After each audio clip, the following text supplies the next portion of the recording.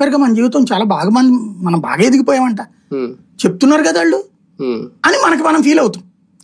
ఈ feel create చేయడంలో వీళ్ళు సక్సెస్ఫుల్ అనమాట. Psychological satisfaction. నువ్వు నిజంగా ఇప్పుడు లేబర్ లో సైకలాజికల్ సాటిస్ఫాక్షన్ ఉంటుంది. లేబర్ ఎప్పుడు కూడా వాళ్ళకి ఈ స్థాయి చీర, కంచిపట్టు చీర 50,000 లేకపోయినా వాళ్ళు కట్టుకున్న చీరలో వాళ్ళు నేను హ్యాపీ అని ఫీల్ అవుతుంది. ఆ తల్లి అమ్మకి కొడుకు చెప్తాడమ్మా వాళ్ళ సూపర్ ఉన్నావే నువ్వు అంటాడు, అవునరా అని సంతోషపడిపోద్ది తల్లి. భర్త చెప్తాడు వాళ్ళు బాగుంది నీకు అనగానే భార్య సంతోషపడద్ది. అట్లాగే పదయ్యా బయటకు పోయేద్దాం అని చెప్పేసి వీళ్ళు ముగ్గురు కలిసి రోడ్డు పక్కన బండి దగ్గర తిన్నా సాటిస్ఫై ఫీల్ అవుతుంది. ఇదేంటి మానసిక సంతృప్తి. నీకు ఎంతకంటే బాగా చూసిన మధ్యతరగతి మొగుడు పట్లన భార్యకి అసంతృప్తి ఉంటది, పిల్లలకి తండ్రి పట్ల తల్లి పట్ల అసంతృప్తి. అది అదే విధంగా ఇక్కడ వీళ్ళేంటి ఈ సెల్ఫ్ సాటిస్ఫాక్షన్ క్రియేషన్ లో సక్సెస్ అవుతారు.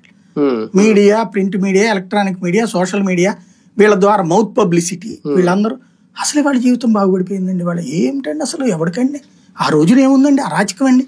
ఇప్పుడు మనం వాళ్ళు కనుక సరిగ్గా మాట్లాడితే వాళ్ళతో విన్నామంటే అసలు ఇప్పుడు రోడ్డు మీద నడవలేకపోయేవాళ్ళు అండి, ఇప్పుడు ఎంత దుర్మార్గం అండి, ఎంత రాక్షసుడండి. అదే ఇప్పుడు చూడండి స్వేచ్ఛగా తిరుగుతున్నాం, అప్పుడు అట్టగే తిరిగి తెచ్చాం, ఇప్పుడు అట్టగే తిరిగి చేస్తాం. అప్పుడు నువ్వు ఉద్యోగం చేస్తే నీకు డబ్బులు వస్తాయి, ఇప్పుడు నువ్వు ఉద్యోగం చేస్తే డబ్బులు వస్తాయి. అప్పుడు కష్టపడితే డబ్బులు వస్తాయి, ఇప్పుడు కష్టపడితే డబ్బులు వస్తాయి.